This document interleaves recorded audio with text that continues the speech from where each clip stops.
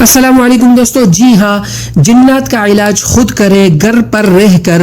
متاثرہ مریض ہے، یہ آیات پڑھ کر ان کے کان میں پھونکے تو انشاءاللہ اللہ سبحانہ و تعالیٰ کے فضل و کرم سے وہ مریض صحت یاب ہو جائے گا، اچھا ہو جائے گا۔ لیکن اس سے پہلے چل کر دیکھتے ہیں کہ حضور پاک علیہ الصلوۃ والسلام نے ان آیات کے بارے میں کیا فرمایا ہے۔ تو علاج کا طریقہ یہی ہے کہ آپ یہ آیات پڑھ کر اس کے کان میں دم کریں، اللہ سبحانہ و تعالیٰ کے فضل و کرم سے وہ مریض اچھا ہو جائے گا۔ تو چلتے ہیں، پہلے فضیلت دیکھتے ہیں۔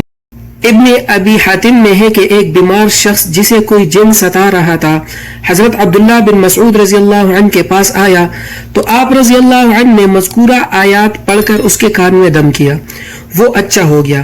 جب نبی کریم صلی اللہ علیہ وسلم سے اس کا ذکر کیا تو آپ صلی اللہ علیہ وسلم نے فرمایا، عبداللہ تم نے اس کے کان میں کیا پڑھا تھا؟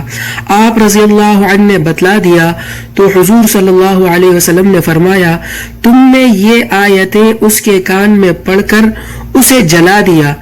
اللہ کی قسم، ان آیتوں کو اگر کوئی با ایمان شخص بالیقین کسی پہاڑ پر پڑے تو وہ بھی اپنی جگہ سے ٹل جائے۔ تو انشاءاللہ ابھی آپ کو لے چلتا ہوں آیتوں کی طرف جو قرآن کریم کی آیات ہے سورہ مومنون کی۔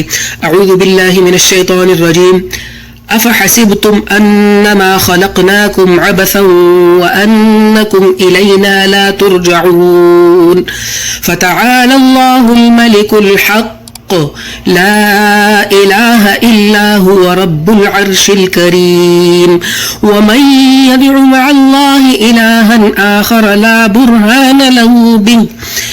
برهان له به فإنما حسابه عند ربه إنه لا يفلح الكافرون وقل رب اغفر وارحم وأنت خير الراحمين۔ اس کے ساتھ ترجمہ بھی پڑھیے گا۔ ترجمہ، کیا تم یہ گمان کیے ہوئے ہو کہ ہم نے تمہیں یوں ہی بیکار پیدا کیا ہے اور یہ کہ تم ہماری طرف لوٹائے ہی نہ جاؤ گے؟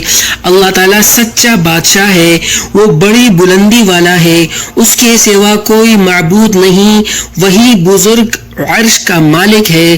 جو شخص اللہ کے ساتھ دوسرے معبود کو پکارے جس کی کوئی دلیل اس کے پاس نہیں، پس اس کا حساب تو اس کے رب کے اوپر ہی ہے۔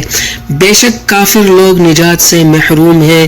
اور کہو کہ اے میرے رب، تو بخش اور رحم کر، اور تو سب مہربانوں سے بہتر مہربانی کرنے والا ہے۔